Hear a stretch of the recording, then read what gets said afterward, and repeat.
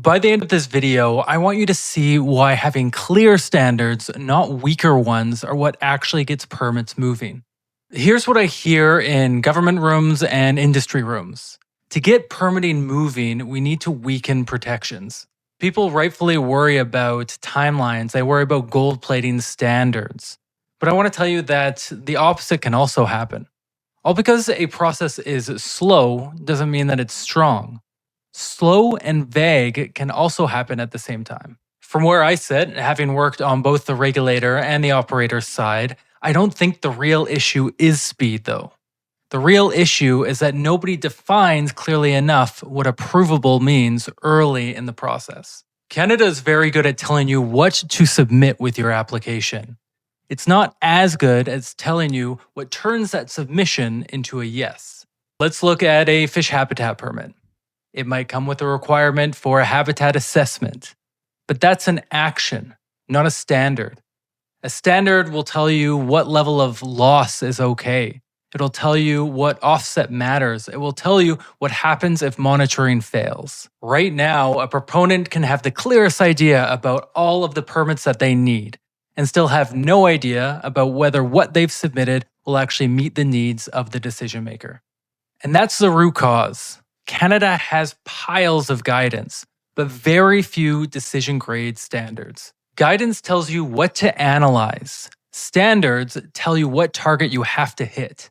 Those are not the same things. The result is that everybody over-designs.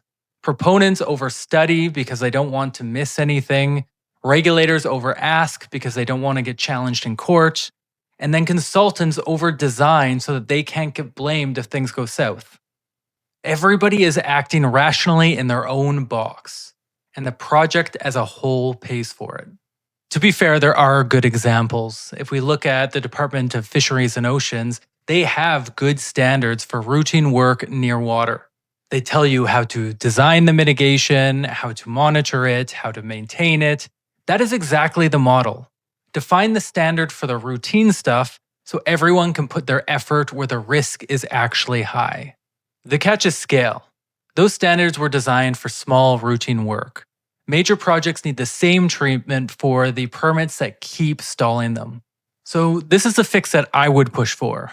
The feds and the provinces come together to publish joint standards for the permits that most commonly cause delays for major projects.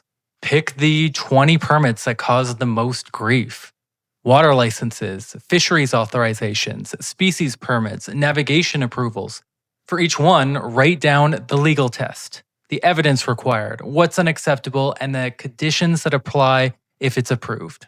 This isn't a new law, it's administrative discipline, and it's the only change that's going to make that 1-year deadline for reviews actually work. I'll be straight about who loses here. Regulators will have to give up some of their discretion. Proponents will have to give up the ability to submit something vague and hopefully negotiate later, and consultants will probably lose some of that custom study work. And overall, some projects are going to be told no much earlier. The last one isn't really a flaw, but clear standards allow good projects to move faster, and they allow bad ones to die faster. Overall, these are both wins. Canada doesn't need weaker standards for us to build projects faster. It needs standards that are clear enough so that the good projects go ahead, the bad projects fail early, and so that regulators can defend both of these positions. The goal here is to make those recurring standards boring, public, and enforceable. That's the whole game here. If you're a proponent who's been stuck in this loop of trying to meet some vague guidelines or standards, I'd be curious what you're seeing on the ground. Please reach out directly or you can leave a comment below. To everybody else, thank you for watching.